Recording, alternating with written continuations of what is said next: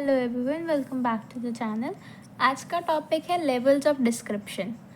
AAC-ARTO ने publish किया था एक प्रोविज़न इन 1978 कि आपके 3 लेवल्स ऑफ डिस्क्रिप्शन रहेंगे जिसमें आप किसी भी डॉक्यूमेंट को डिस्क्राइब करा करोगे।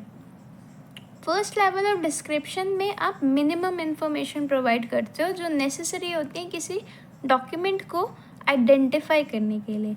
तो मेन चीज़ें क्या रहती हैं उसमें, क्या मिनिमम चीज़ें होती हैं जो इसमें लिखी जाती हैं या गिवन होती हैं, फर्स्ट लेवल ऑफ डिस्क्रिप्शन उसे प्रोवाइड करता है। पहले टाइटल आना चाहिए आपका प्रॉपर, स्लैश डाल के आपकी फर्स्ट स्टेटमेंट ऑफ रिस्पॉन्सिबिलिटी यानी फर्स्ट ऑथर आना चाहिए। एडिशन स्टेटमेंट प्रोवाइड होनी चाहिए, मटेरियल प्रोवाइड होना चाहिए कि या फिर टाइप ऑफ पब्लिकेशन प्रोवाइड होनी चाहिए। स्पेसिफिक डिटेल्स आ सकती हैं आपकी फर्स्ट पब्लिशर, अगर और पब्लिशर्स है तो उनकी डिटेल्स, पर फर्स्ट पब्लिशर होना ज़रूरी है। फिर डेट ऑफ पब्लिकेशन और स्टैंडर्ड नंबर ISSN नंबर जो होता है आपका, अगर नोट्स हैं तो ये मिनिमम इन्फॉर्मेशन है जो आपकी एक फर्स्ट लेवल ऑफ डिस्क्रिप्शन किसी गिवन डॉक्यूमेंट में प्रोवाइड होनी चाहिए। सेकेंड लेवल ऑफ डिस्क्रिप्शन होता है, उसमें इंक्लूड्स ऑल द डाटा, जितना भी डाटा नेसेसरी होता है एक डॉक्यूमेंट को डिस्क्राइब करने के लिए, forming part of the main collection of medium to large libraries. ये हम कहाँ पे यूज़ करते हैं? सेकेंड लेवल ऑफ डिस्क्रिप्शन को मीडियम से लार्ज लाइब्रेरी कलेक्शंस में यूज़ करते हैं। इसमें क्या आता है? टाइटल प्रॉपर टाइटल आ गया, general material designation, parallel title अगर है वो हम डिस्क्राइब करते हैं, और फिर अदर टाइटल इन्फॉर्मेशन अगर कोई ऑल्टरनेट टाइटल है तो, फिर फर्स्ट स्टेटमेंट ऑफ रिस्पॉन्सिबिलिटी और each subsequent statement of responsibility. अगर फर्स्ट ऑथर आ गया, उसके बाद सेकेंड, थर्ड, फोर्थ जितने ऑथर्स हैं सबको मेंशन करना।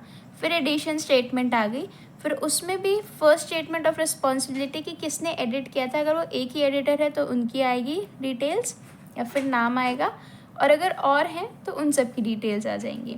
फिर मटेरियल बेसिकली कहाँ पे पब्लिश हुआ है, क्या स्पेसिफिक डिटेल्स हैं, first date of publication, first publisher, date of publication, कब पब्लिश हुआ था, कहाँ पब्लिश हुआ था, प्लेस, पब्लिशर फर्स्ट कौन था, और डेट कब पब्लिश हुआ था वो आ जाएगा। एक्सटेंट ऑफ एन आइटम की फिजिकल डिटेल्स क्या क्या है, डायमेंशन हो गया और पेज नंबर्स हो गए, ये सब आ जाता है। फिर पैरेंथेसिस, ये सारा जो एक फॉर्मेट में चल रहा है। देखो जैसे टाइटल प्रॉपर और पैरेलल टाइटल को कनेक्ट करने के लिए हम इक्वल्स टू का साइन यूज़ करते हैं, फिर कोलन लगा के अदर टाइटल इन्फॉर्मेशन लिखते हैं, और यहाँ पे फुल स्टॉप डैश जो है ना, ये यानी physical details, semi colon, dimension आएगी इधर, फिर full stop dash, title proper off series. अब पैरेंथेसिस के अंदर, पैरेंथेसिस मतलब होता है ब्रैकेट, सर्कुलर ब्रैकेट, उसके अंदर हम सीरीज़ का नाम लिखते हैं प्रॉपर,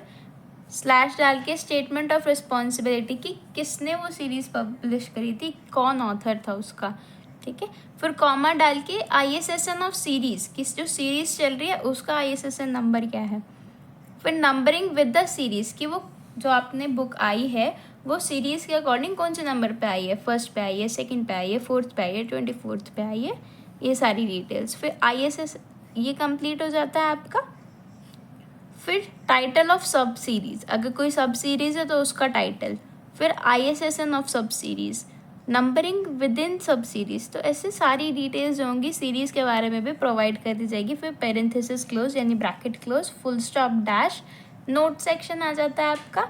नोट है, अगर एक नोट है तो एक नोट लिखोगे, नोट्स हैं यानी 2-3 नोट्स अगर प्रोवाइडेड हैं तो आप वो लिखोगे। फिर फुल स्टॉप डैश डाल के स्टैंडर्ड नंबर यानी ISSN नंबर यहाँ पे आ जाता है। तो सेकेंड लेवल ऑफ डिस्क्रिप्शन जो है उसमें मैक्सिमम डिटेल्स जो होती है या जितना भी डाटा होता है वो सारा गिवन होता है। अब third level of description, it provides information covering every different descriptive element described in this code which are applicable to the item that is catalogue are to be included. The choice of level of description would depend upon the objectives of a cataloging and requirement of a particular library. Most of the libraries is second library. तो इसमें हम क्या करते हैं, third level of description में हम वो सारा डाटा या वो सारे डिस्क्रिप्टिव एलिमेंट्स को प्रोवाइड करते हैं, डिस्क्राइब करते हैं जो एक लाइब्रेरी के अकॉर्डिंग नीडेड है। अब किसी लाइब्रेरी में, पर्टिकुलर लाइब्रेरी में जो जो रिक्वायरमेंट्स होंगी उसके ऑब्जेक्टिव्स को सोचकर हम कैटलॉग बनाते हैं, ठीक है। मोस्ट लाइब्रेरीज़ में second level of description he provide किया जाता है या अडेप्ट किया जाता है, बिकॉज ये क्या है, एक स्टैंडर्ड डिस्क्रिप्शन है। Okay, so that's it for the levels of description. अगर इसमें कोई डाउट है तो please let us know. Thank you for watching.